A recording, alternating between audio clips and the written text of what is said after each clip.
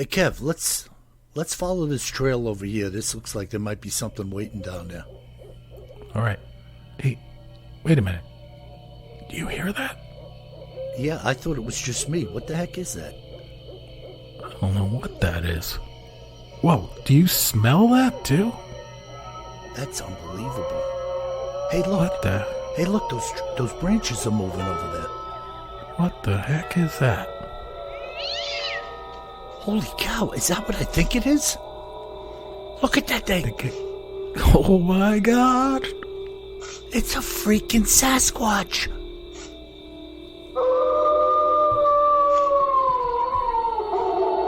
Welcome to the Bigfoot TIW Sightings and Encounters podcast. I'm your host, W.J. Sheehan. Hello, everybody, and thank you once again for joining my brother Kevin and I for what is going to be a stupendous podcast. My name is W.J. Sheehan, author of the series Bigfoot TIW Sightings and Encounters. All of these books available 1 through 8 at Amazon in paperback and ebook format. And if you're digging on the audio scene, you could get volumes 1 through 6 at Audible, iTunes, and Amazon. And also, I invite you to take part in my new series, The Exorcist, 3 volumes. The Exorcist, Truth and Lies, Diabolica, and Full Moon. All of those are available at Amazon, and Diabolica is the only one currently available at Audible. So do partake of them, and in so doing, you will be helping me a great deal. And now, my brother and co-host, KJ Sheehan. Kev, how are you? I'm good. How about you, Bill? Marvelous, marvelous, darling. What's going on over there in NC? Yeah, NC, it's a little chilly today. It's the first evening here, Saturday night, that's a little chilly. I broke out some jeans and a long sleeve shirt for the first time. Yeah, so. I actually just turned the thermostat to heat. Whoa, we're not there yet, but it's close by. Yeah, I haven't, it's not like the house was that cold, but it was dropping, and it's probably going to go into the mid-50s tonight. Yeah. So I'd rather the house be a little, a hint of warm than a hint of cold. Yeah, no, but it was chilly today, and it was super windy with that storm off out by Bermuda or whatever. So the wind, the cool wind, made it even a little chillier. But I liked it. You know, it's a nice break, and it shows fall is coming. Yeah, it's refreshing. And I love the fall. I love the fall. And I was just talking to you that I wanted to go down to the surf and fish today, but the forecast was for the onshore surf from that Hurricane Teddy off in the Atlantic, and then we were supposed to have winds, which we did earlier today, 10 to 30 miles an hour out of the northeast. So I called it off, and now it's actually pretty calm, but as you said, the surf is still going to be up from the hurricane. Yeah, and you're going to hang out and talk Bigfoot and cryptids anyway. That's correct. So, what do you got today, bro? Oh, we're going to venture into the creepiness and paranormal again. Are we going to the graveyard with lanterns? Yes, it'd probably be good for you to bring a lantern. We're actually going on a dam tour tonight, Bill. A dam tour? A dam tour of the Hales Barr Dam. Oh, man, that place is the creeps. You've heard of it, huh? Yeah. It's supposed to be one of the most haunted locations in America. Exactly. It's in southeast Tennessee, just west of the city of Chattanooga, and pretty close to the border of the state of Georgia. And like you said, it's definitely the most haunted dam in the U.S., but also one of the most haunted places. And it's really interesting. Apparently, it's just down the street from the most haunted hospital in the U.S., which is called Old South Pittsburgh Hospital. Great. Hey, man, something ain't right over Something there. ain't right in that part of town. Right? I mean, jeez. Yeah, hospital, dam, what else? Haunted automobiles, people. What's going on over there? It's a creepy place. We're going to get to why it might be super creepy, too, Okay. why this is going on. So this dam that I was taking you on a dam tour, maybe the best dam tour you've ever been on. Sorry, can't get enough of that. But this dam was built in 1905, and it's the first multi-purpose dam of its kind. So, one you can walk across, drive across. I don't know if you could drive across. You could definitely walk across it. And it was used to get hydroelectric power. So big concrete structure. Where is it? What is it damming? Is that the Tennessee River or something? It's a river. I'm not sure if it's the Tennessee River. It's right on what's called Nickajack Lake. Okay. Is the lake that it creates. Okay. Yeah, I'm not sure if it's Tennessee River, though. That's a good... It might be the Little Tennessee River. Yeah, maybe they just created... They were creating a reservoir there. Oh, yeah. But it's also hydroelectric power. Okay, good. Yeah. So this thing was built back there in 1905, and it was on land that was owned by the Hales family, Hales. And that's, that gives it its name, the Hales Barr Dam, right? Okay. And right from the start, the engineer that was designing this dam, he made a couple of big mistakes, right? And this was early on in these giant dam constructions. But he didn't fully consider the geology of the land and the fact that it was on a really dangerous part of the river where they built it. And then the dam itself is built on porous limestone. Oh, that's not good. No. So lots of problems with the construction. But then as you look into the paranormal side and a lot of the deaths associated with the early part of the building of the dam, some say that the problems began long before the engineer ever made any of his decisions. Boy, oh boy. And you know what? In the land of paranormal, as soon as you mention limestone and running water, these dudes that are out there investigating all this haunting shenanigans claim that both of those things are conduits for activity. Oh, I didn't know that about limestone. Yeah, limestone and running water on a property. For sure. Yeah. And we're going to touch on some of the characteristics of the running water, too, that might have caused problems here from a paranormal standpoint. Okay. So first off, and I get two different stories on this. They're very similar, but the first story goes like this, that many years before, the land was cursed by a Cherokee war chief, or the Cherokee war chief, and his name was Chief Dragging Canoe. Huh. Yeah, funny name. Probably better off paddling your canoe. I know. I actually read about it because it's like, you got to figure out why he has that name, right? Right. And when you see pictures of him, I'll put some pictures of him on our website, BigfootTerrorInTheWoods.com. But he is like a mean, badass-looking dude, right? Being the chief war chief, or the head war chief of the Cherokee Nation. Uh-huh. And he was named, apparently, Dragging Canoe when he was he wanted to join a war party when he was a little kid, and his father said that he could stay with the war party as long as he could carry his own canoe, because his father didn't want him to come, and he tried to prove his readiness for war by carrying his heavy canoe with the war party, but he had to drag the canoe the whole way, so they called him Dragging Canoe. Oh, that's weird, huh? Isn't that weird? Yeah. Oh. So pretty cool. So the two different parts of the story are, one says that Chief Dragging Canoe cursed the land, and then the other says that Chief Dragging Canoe said the land was cursed because of all of the bloodshed that happened on this land. So, the Cherokees were pretty violent back there, apparently, on this land in the 1700s.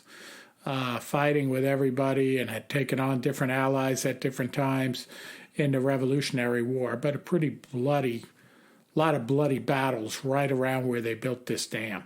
Wow, man. Yeah, so either way, whether he cursed it or he said it's cursed, both are bad, right? We can agree on that. Yeah, and I mean, what a bad time. You know what I mean? Back then with the wars, knives, swords, arrows. Yeah, just really... hatchets, Yeah, a tough time, Yeah. Picture yourself just pulling a hatchet on somebody in self-defense or otherwise and just laying into them with that thing. It's very, very hard to fathom for a modern-day person. Yeah, brutal stuff going on. So, yep. So bad place. And then, get this. This gets to your comment about the limestone, only this one's about the water. Apparently, when they built the dam, they cut off this sacred whirlpool. And that whirlpool was sacred to the Native Americans, the Cherokees, and they believed that these whirlpools would take spirits to the afterlife when they died. So kind of as you looked into this natural whirlpool, they would think that the spirits, when someone died, would enter this whirlpool and go to the afterlife. Yeah, so pretty cool. But so, the knuckleheads that built the dam built it on top of this whirlpool so that it couldn't, the Native Americans couldn't get to it anymore. And in theory, the spirits couldn't get to it anymore to get to the afterlife. I wonder if anybody had approached them and asked them what they thought, or if they had approached the builders and said, hey, you can't do this here, you know how it is, Bill. It's like, even if they did, it's the project, somebody's got the land, they earmarked it, they get the funding. The show's going on.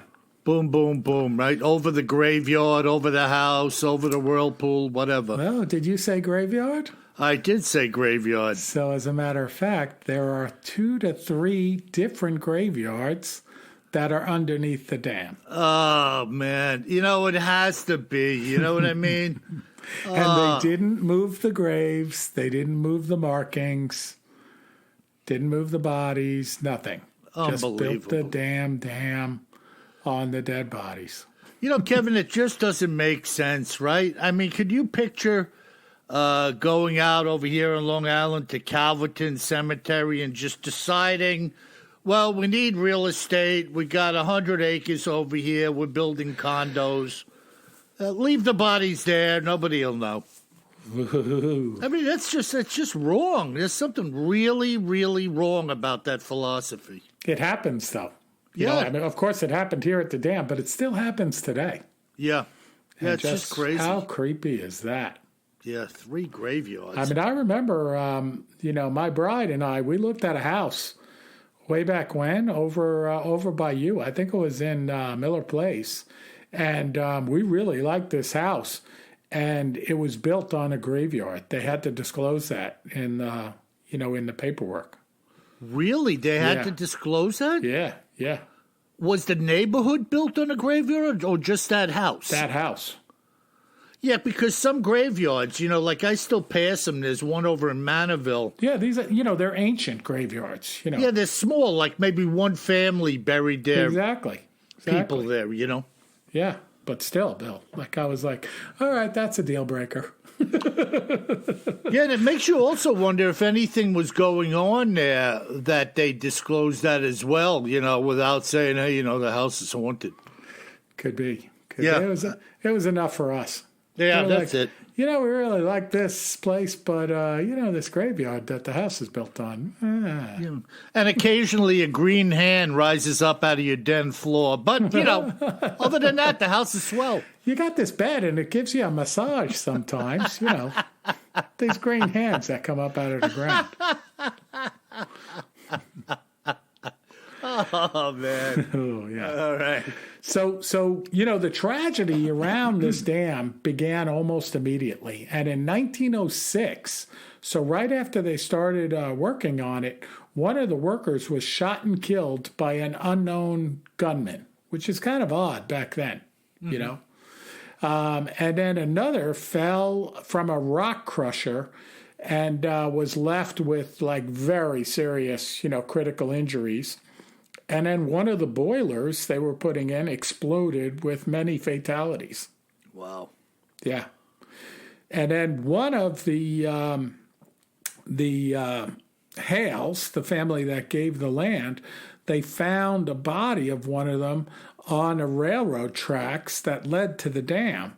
And he was killed. They don't know how. And they said that there was no alcohol or anything. So it was a suspicious death. But again, 2 years after they started working on the dam. Yeah, it sounds like some locals or even a local was really ticked off about what they were doing. Maybe took a pot shot at the one guy killing them and maybe did inhale on the railroad tracks. Yep.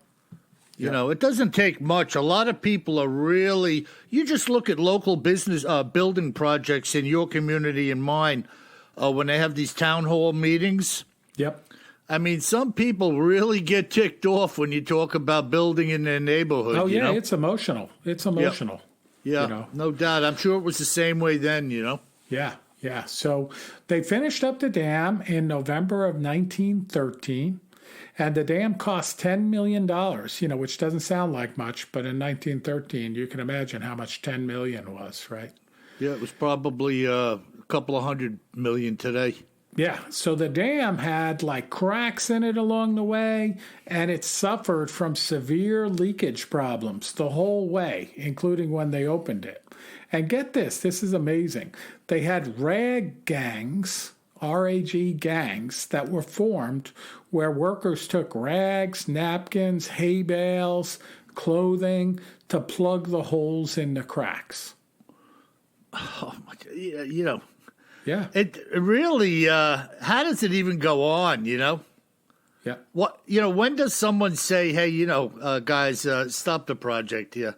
Fire the guy who started it. We're either going to abandon it or redo it. We got to move on. Yeah. Yeah. Unbelievable. Yeah. I mean, look at what strikes me as being similar in the modern day, right? Back in, what was it, the 80s, the big nuclear power plant out by you, Bill, that, it wasn't spirits and stuff like that or graveyards, but like they built it on a fault line, and then there was corruption on the project and everything else. And at one point, right, they just said, forget it. Even though we spent $1 billion or $2 billion or however many billion, they said this place is never going to open. Right. And then there was the public outcry from Long Islanders saying that the design of Long Island and the ways on and off and out of the island. Yeah, there's no escape route. There's no escape. Yeah. Dumb place for a big nuclear power plant. But anyway, so this stuff happens, and sometimes they make the right decision even after making the wrong decision. But not this time. Mm-hmm. Yeah, so there's been a couple of different shows and YouTube videos and stuff like that have gone here. They're basically going there all the time to investigate the paranormal, right? So the dam doesn't go all the way across the river anymore. I guess part of it sank into the river. But you can see it online. I'll put some links to it. I'll put some links to these YouTube shows about it. Some of them are pretty darn cool. I'll put them along with this episode when we drop it. But the different spirits and stuff that they see are interesting, and somewhat consistent. So when you go in this dam, pretty much any time, you can go in it. They do ghost tours and stuff like that. And believe it or not, Bill, this is pretty crazy. But if you look it up online, it's called a marina, because there's slips near it, boat slips near it. But then they have people storing their boats right in the dam where people have seen these entities. What do you mean storing their boats? You mean in the off season? No, like inside of it, maybe in the current season too. So like you can drive into the thing, kind of like a big garage, made out of concrete. And you'll see in it, there's boats parked on trailers. Oh, okay, trailered boats. I'm thinking of boats up on... No. But I mean, I know boat storage is hard to come by, but are you going to store your boat inside of a haunted dam? Great. Perfect. What, are you kidding me? Yeah. Yeah, sure, I want a store there. So anyway, so the typical things people see and hear when they're there are kind of interesting and consistent. So they hear kids laughing, like children laughing, not in a spooky way, but in like a playful way. Okay. And it turns out that when the dam was open, a lot of the kids would go to school on the other side of the river, and they would walk through the dam to get to school and walk back through the dam to come from school, which is pretty interesting, right? The folks that heard this didn't know that until after they investigated it. Yeah, but let me say this, hearkening back to our last podcast with the black-eyed children. One of my favorites. Yeah, demons notoriously mimic children. Okay. Yeah, because of their innocence. They figure that, the theory is that you're more attracted to a child than you would be to a growling voice, calling you over or telling you it was going to drag you to the depths of hell. So that's the theory behind that little kid stuff. You know how I feel, Kev. I don't think there's any little children running around in the dam or anywhere else that didn't buy a ticket to heaven. Yeah. So that's my gig. I'm with you. And it's pretty creepy. They also see figures moving around. And on this one video on YouTube, this group went in to scuba dive into the flooded bottom portion of the dam. And they took cameras with them. So, what's scarier than going in a haunted dam?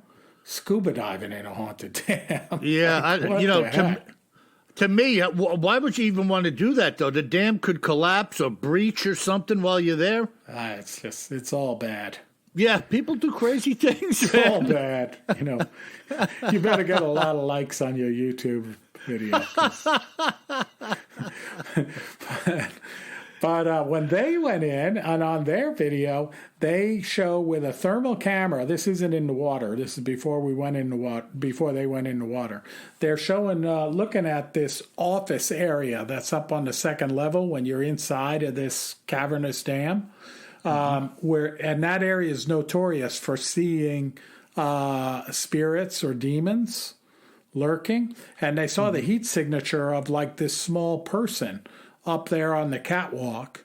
And when they went up there, they have a heat signature video of the person that's in the video next to this demon heat signature. Wow. Yeah, so they got it documented. And there's nothing. They went up there afterwards, and they're showing you the wall behind it. It's like a wooden painted wall, and he said it was cold to the touch, and you can see the color of this demon signature is the same as the human standing next to it. So super creepy. Yeah, that is creepy, man, Yeah. Very freaking odd stuff. Yeah. Wow. And it was interesting, getting to the demon side of things a little further. One of the guys, when he was going in, like they were going in to shoot some of this video on YouTube, and I was thinking of you, Bill. He said, what you're saying about these demons. He said, make sure that you are prayed up before you go in here. If you're walking in the light, darkness is afraid of you. If you're walking in the dark, beware. Yeah, they know. Yeah, they know. I thought that was super cool. Yeah, when you're half-stepping, when you're playing with, being neither here nor there, they understand that, and they know that, and they also know that your veil of protection is lifted. Yeah.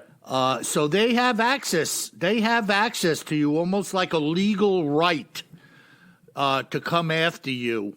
Yeah. When you're in that state, that spiritual state. Yeah.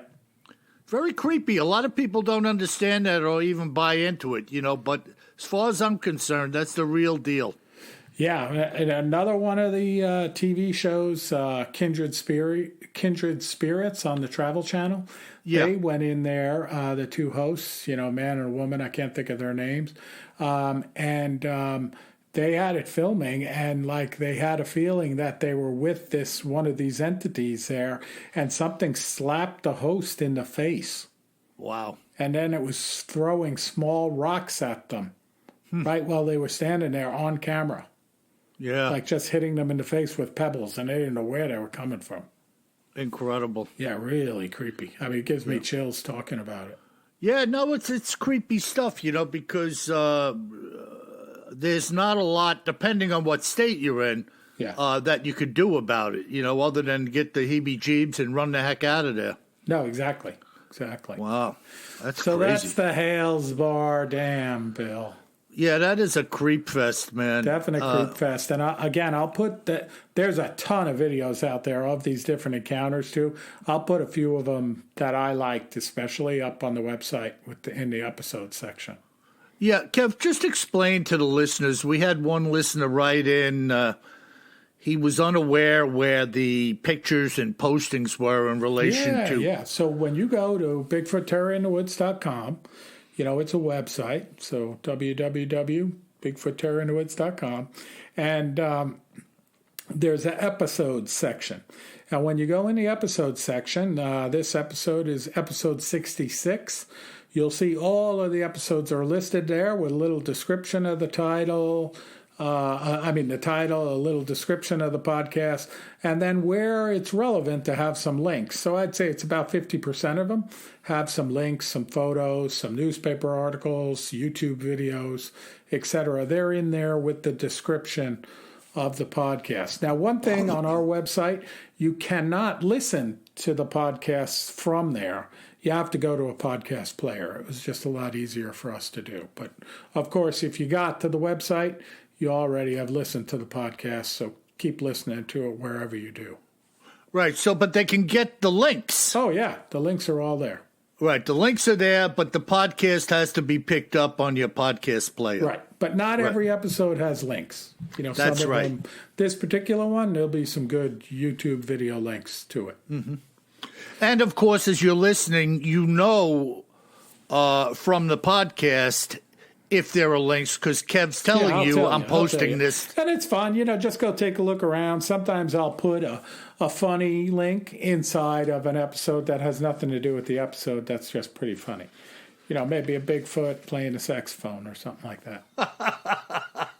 Hey, is he any good? Well, I'll tell you something. Tonight I have two things here. One of them is very brief. It came out of a hunter's diary. I guess you would call it a hunter's log, which I thought was kind of interesting. And the other one is going to curl your toenails. Have you ever had curled toenails? I haven't, as a matter of fact. I'm not sure I want curled toenails. So I'm going to start with this brief account out of this diary or logbook. And this, I'm presenting you basically with a couple of pages. Well, it's actually one page from a hunter's diary, which his great-grandson had brought to me to read. This was really it was actually 2 pages, but they were so small that in a condensed form, it's like a half a page in front of me right here. Basically, this is the only page that I deem to be of interest in the diary. And I think that you guys, our listeners, will find this interesting as well. Now, it's going to sound a little weird, but I'm reading it basically just the way it was. So at the top of this page, it says, New Brunswick, last fall, November 1, 15. So we're talking 1915. Maple Grove, Southwest Miramichi River Camp. And this is what was written. The owner, his brother, a cook, and 2 other guides comprised the working side of our party. David Reese, David Hinsley, and I were on the paying end. We began in Chicago with layovers in Toronto, Montreal, and Quebec, and arriving at Maple Grove on November 1. Upon leaving Maple Grove, there was nearly a 20-mile hike to reach the river's camp, which we accomplished in 1 day's time on horseback. As the cook prepared our meal and while the guides were hitching our teams, we began to scout the area, finding numerous moose, deer, and bear tracks, as well as several large unidentified tracks in the fresh snow. Between the camp and the Taxis River, our troop had gotten a jump on 3 deer, 2 does and 1 buck. We bagged the buck and the does were left to run. During the first few days at camp, we saw numerous cow moose and many deer. David Reese became the laughingstock of the camp when he and a guide returned with the tale of a large, unclothed, half-covered man that they had seen darting through the trees. I bagged a nice bull using my 30-06 hollow point, the bullet performing excellently on the deer and moose. I used the 280 Ross 160 grain hollow point on another bull, penetrating the abdomen. The bull traveled about a mile before we caught him and finished him off with 2 more slugs. David had used the 30-06 Remington 180 grain cartridge, placing several shots through the side of another bull's broadside, after which it ran some 100 yards and dropped. Hinsley had an opportunity at another bull, but passed because his head was not to his liking. Total game seen, 20 moose, 3 of which were bulls, 3 calves, 35 deer, and 1 hairy man. Now, isn't that weird, Kev? That is really weird. Just like a strange little account of some activities on this particular hunt, you know. Yeah. And at the end, a totaling of what, you know, they had seen while they were there. Huh. It's just kind of really strange, huh? That talking about the hairy man running in the trees and them laughing it up at him, and then in the end, he lists almost like jokingly, you know. Well, it makes you think that they must, maybe they've seen one before. By the way, sorry for the background noise. I think a full squadron of Apache helicopters is flying over my house. Great. We get that once in a while next to the lake here. They come over low, like 10 of them in formation, and they are loud. Yeah, well, you know, it's intimidating, you know, when you hear them. Yeah, well, that's what they say around here. They say, that's the sound of freedom.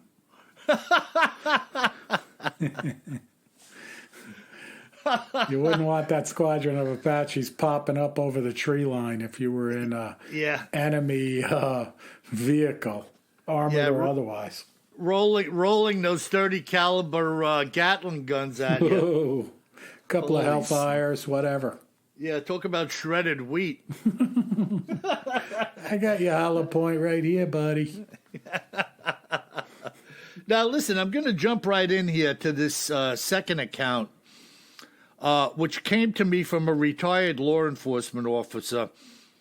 And he told me that he had faced such ridicule about this encounter that I had agreed not to even mention what state he worked in. Mm-hmm. And this is John Sorensen's story. By the way, folks, the people's names I mentioned are not their names. So here he says, I was a 24-year veteran of the force when this encounter happened, and I was on highway patrol that night. Most of the old-timers preferred the night shift because it was typically more quiet than the day.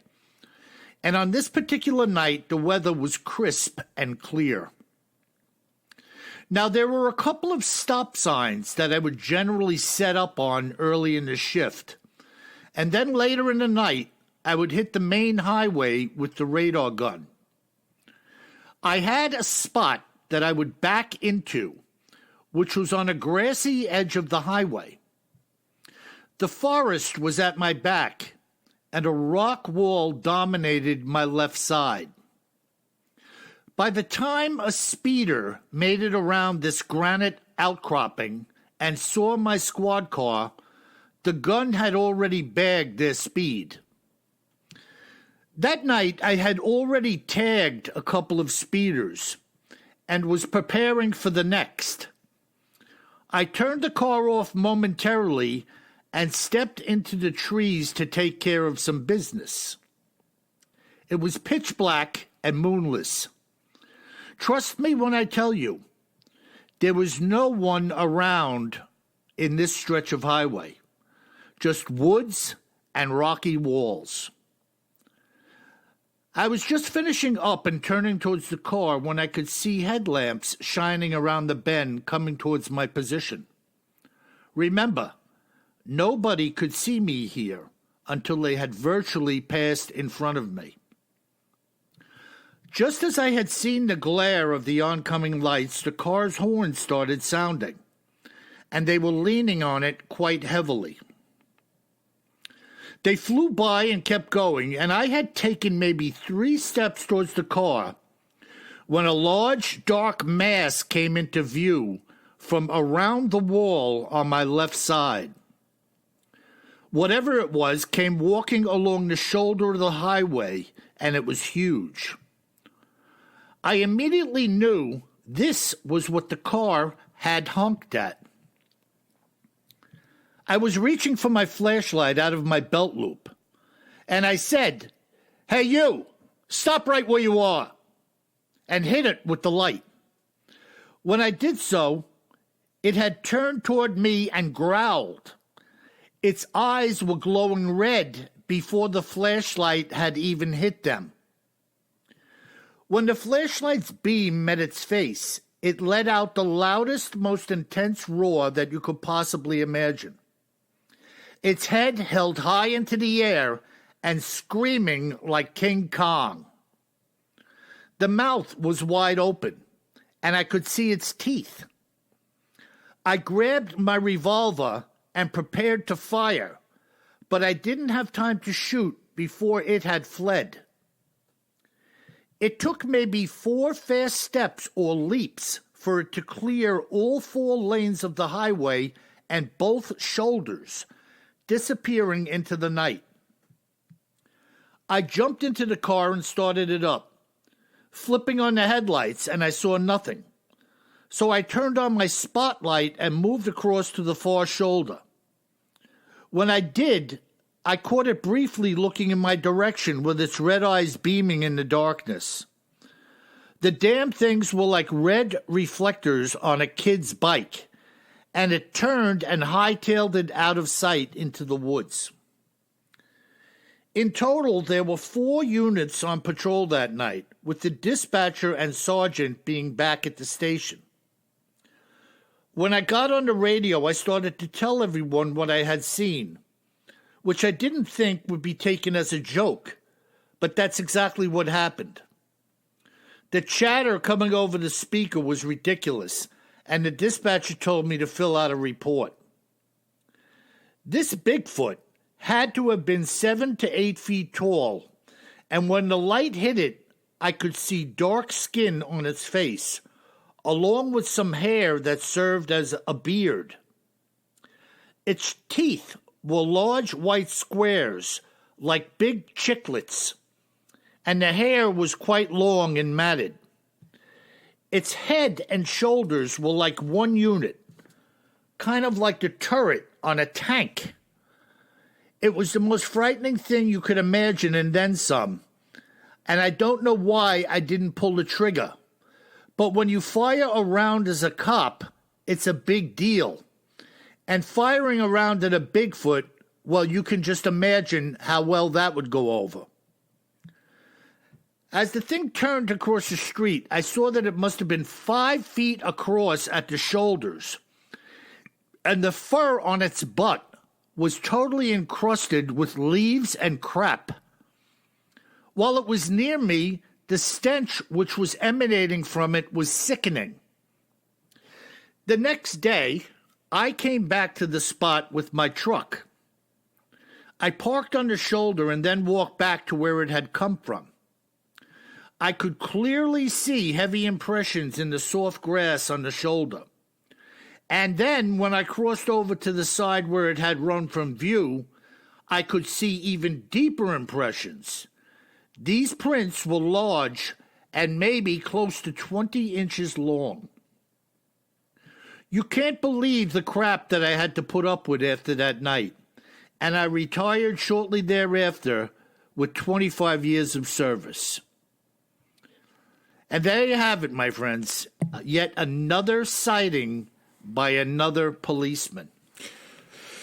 Yeah, that's a pretty good one, Bill. The red eyes. And he points out, we were talking about the red eyes again last week, but he points out that they were glowing red before he hit them with the light. Yeah, that's the coup de grace right there. Yeah. And just then the stench, the butt covered with leaves and crap. Right. And then, the head and shoulders turning like a tank turret. Yeah. That's that's some awesome and classic hairy man descriptions there. Yeah, I mean, it's typical of like a cop, right? A detective, you're getting paid to be an observer. And this is why, witness testimony, I mean, you can say what you want. People know what they're seeing. I mean, this guy gave a really good description for something he saw in a flashlight on a moonless night in a very dark area of the highway. Well, and what's interesting, Bill, and not to be overlooked, he went back the next day with his truck. Right. Like if he didn't think he really saw something, he wouldn't go back. Right. He wanted to see what else he could find, and he found. Yeah. Really interesting, And think about this. He's estimating a 7 to 8 foot tall creature, which is basically the height or almost the height of one of the rooms in our house, right? Yeah. But then he goes on to say his estimate from shoulder to shoulder, 5 feet. Yeah, and 20-inch feet. That's big. That is a big boy, man. That's a big one. Imagine that thing throwing a punch at you. Oh.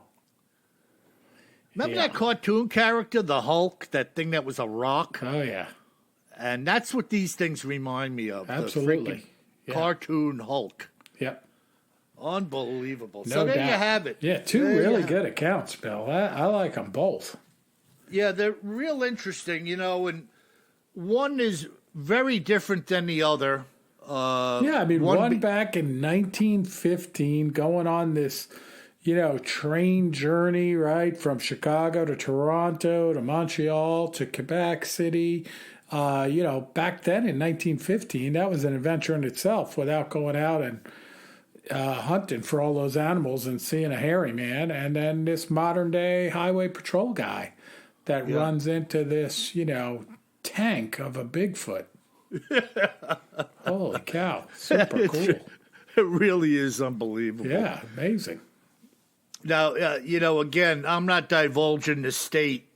No. But I can tell you this much. Northeast. Ah, okay.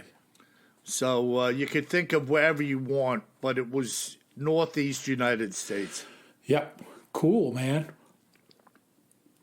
So, what do we have, my brother, from we got some listeners good today? Listener mail again. So thank you, everyone, for writing in. You make the podcast better. So the first one's kind of a little bit of a complaint, but it's a good one, and I understand where the guy's coming from. It's Steve from Canada. He doesn't say where in Canada, but he says, "Hey, guys, just found your podcast. Great show. There's only one thing that annoys my Canadian ass." The knowledge the Americans have of Canada. And it ain't much. I thought he was going to say it was rough toilet paper. Oh, yeah.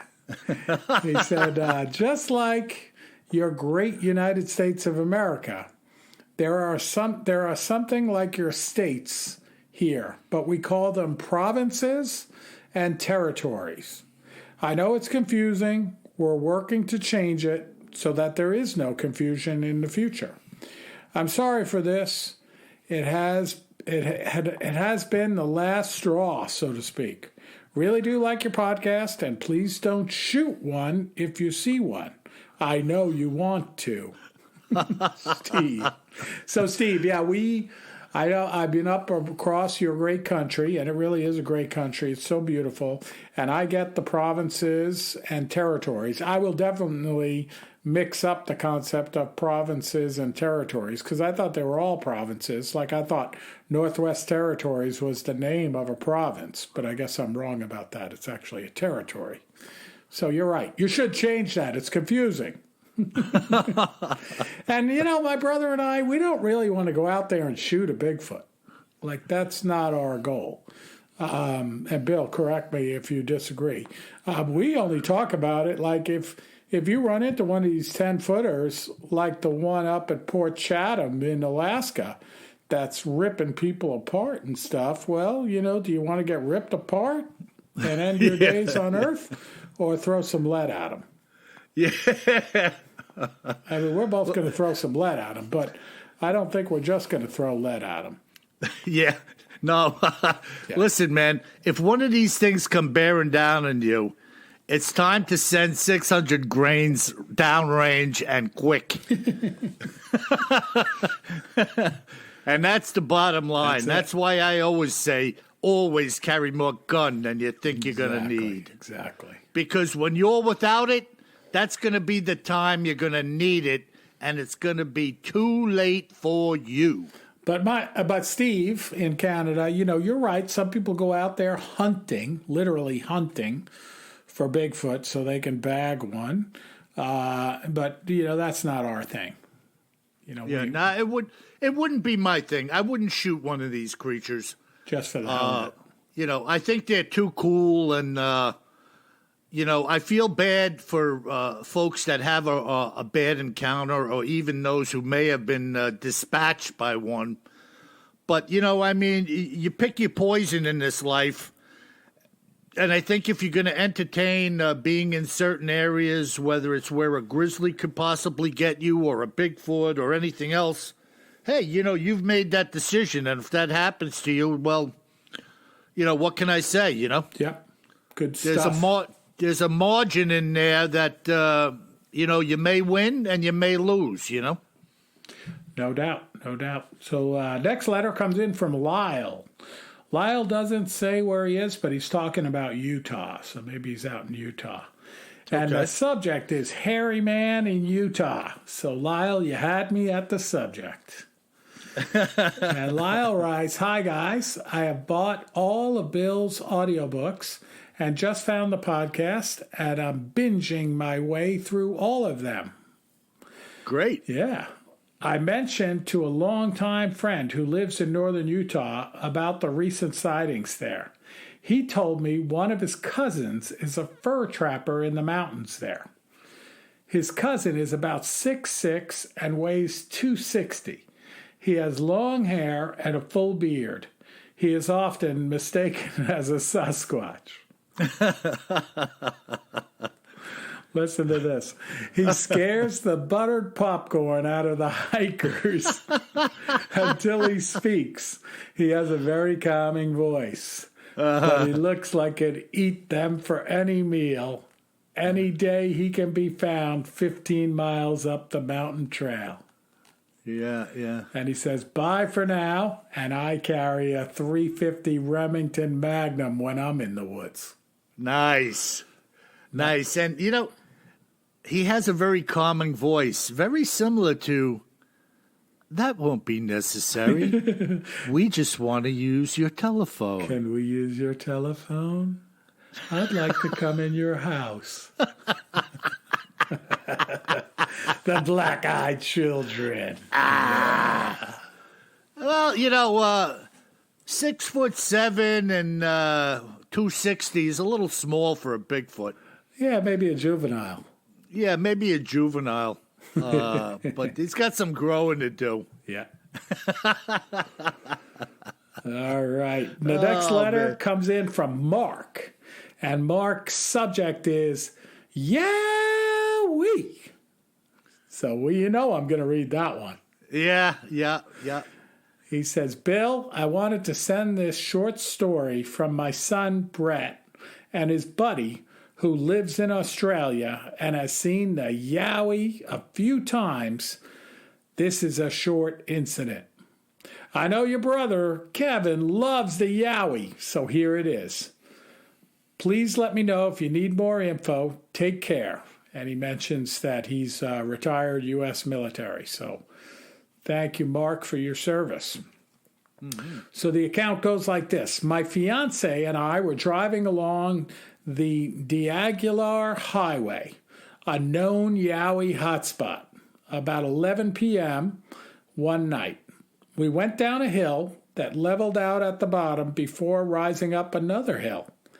As we were going down near the bottom, our headlights lit up the area, and on the left-hand side of the road, remember, we drive on the left-hand side of the road in Oz, this creature, your typical Bigfoot creature, moved off the side into the bush, and the size of the branches it moved out of its way were huge.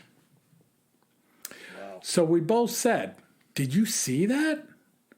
It was tall, like about 7 or 8 feet, hairy all over, and walked like you would expect, with very long swinging arms. He wasn't in a big hurry, it seemed. That whole area is known as Yowie country. Me and my mates went out and camped out in the bush hunting them. I mean, in the middle of nowhere. The one night our dog ran away. He was fearless, but he ran away, so there was definitely something there that was more than kangaroos, because he's a kangaroo killer. Whoa. He's a fearless hunter. He split because he was so scared, but he did come back the next morning. Yeah, wow. Yeah, what a freaking, and you know what's amazing too, Kev? None of these creatures, and when I say these creatures, I'm basically talking about giant bears or the Bigfoot. They just kind of shove stuff around, walk through stuff that would like tear us up or poke holes in us or scratch us. Yeah. They're just kind of shoving stuff around, busting stuff, walking around in the woods like they're untouchable, invincible. Exactly. And he described the same thing. He was shoving big branches out of his way, Yep. I mean, there's no doctors. There's no helping them if they get wounded. But it almost seems like they don't care. Yep. I think I keep saying this. You remember the when we were talking about the Bigfoot coming out of the thicket, the briar patch? Yep.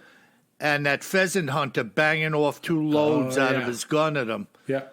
I can't get it out of my head that these things literally have thick skin. Oh, yeah. There's got to be something about their hide. Well, and Bill, it's at a distance, most of the stuff, and they're using pheasant shot or something like that. So it's not that hard to believe, right? No, but I say no, but to me it's like, yeah, come on, Yeah. I mean, if I hit you with a knife, you're just going to keep running. Yeah. But it seems they do, know. Did you see that one episode of the Skinwalker Ranch thing? And I think that's going to be coming back on pretty soon. I hope so. I love that. Where those animals were attacking those llamas in the pen? Yeah, the llamas. They had it on video, just like tearing that one apart. And then they were with the veterinarian during the daytime stitching that thing up. Yeah. And that llama had like chunks taken out of it. Ripped apart. Still alive, but ripped apart. It was like a saber-toothed tiger got the thing. Yeah, I mean, that was freaking nasty business, But yet, the llama's hanging out. The guy's stitching them. I didn't see him inject them with any Novocaine. He was just sewing them up. Very high threshold of pain, right? Yeah. The animal kingdom is freaking incredible, Absolutely. Wow. All right, our next note comes in from Lou. And his subject is observation on body language. This is pretty cool. He says, greetings, WJ and Kevin. Well, first off, Lou, thanks for acknowledging my existence.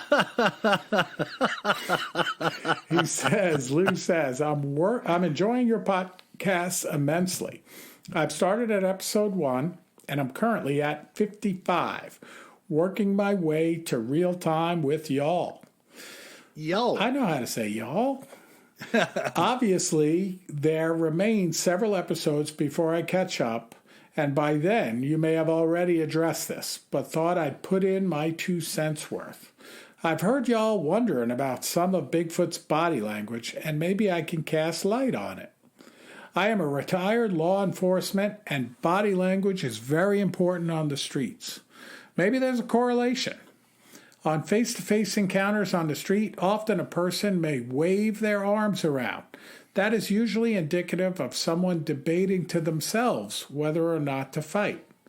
If they're agitated and their legs are moving, that's an indication of possible flight. Finally, if you put the two together, then can be someone considering fight or flight. From the circumstances surrounding Bigfoot's behavior, this sounds reasonable. Yes, I know Bigfoot isn't your typical subject on the street, but that in any of itself doesn't necessarily mean I'm wrong. Hey, it's a theory. Anyway, I'm still so many episodes behind that if this is worthy of one of your signed books, I won't know it. So please, WJ, won't you finally give Kevin one? It's making me cough. And he says, keep up the great work, guys. So pretty interesting. You know, the body language, we see it a lot where the Bigfoot looks kind of agitated, shaking its arms, pacing back and forth, shaking its head, right? Yeah, it is weird behavior, you know.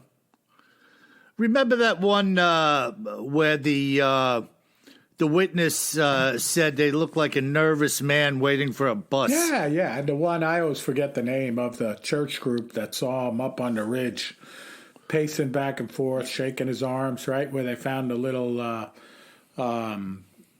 nesting spot as well. Yeah, that was the Marble Mountain. Marble Mountain. I got to put a post I mean, that was the same thing, though, right? Lifting up the arms, it looked like... The first time I saw it, I was like, that's like somebody who's agitated. Yeah. Like somebody standing there like, hey, what are you doing? Get out of here. What should I do? What are they doing to my house down there? I don't know what to do. I got you in my scope. Bada bing, bada bang. I better not say that. The other guy's going to think I want to shoot Bigfoot. That's right. Well, that's good stuff, Kevin. Lou, thanks a lot for your input. It's well worth it. And we're glad for everybody that chimes in with us on BigfootTerrorInTheWoods.com. And just hit the contact button, and you will have made contact with us. Good stuff, Bill. Well, that's the letters for the week. So good podcast, great feedback from our listeners. And again, we keep getting these great 5-star reviews. I want to thank all of you, not just for listening, but also for giving us these 5-star reviews. And if you haven't given us one yet, please go to the podcast player that you're listening to right now and give us 5 stars, you know, and your 5-star reviews are really important because it's really one of the only ways that we get new listeners to the podcast. And the more listeners we get, the more we can improve the quality of the podcast. So it's really important. And thank you so much for your support. And be safe out there. Keep writing in. Let us know how you're doing in this crazy COVID-19 world. Yeah, no, that's crazy. And by the way, if you're not giving us 5 stars, you're going to see stars. We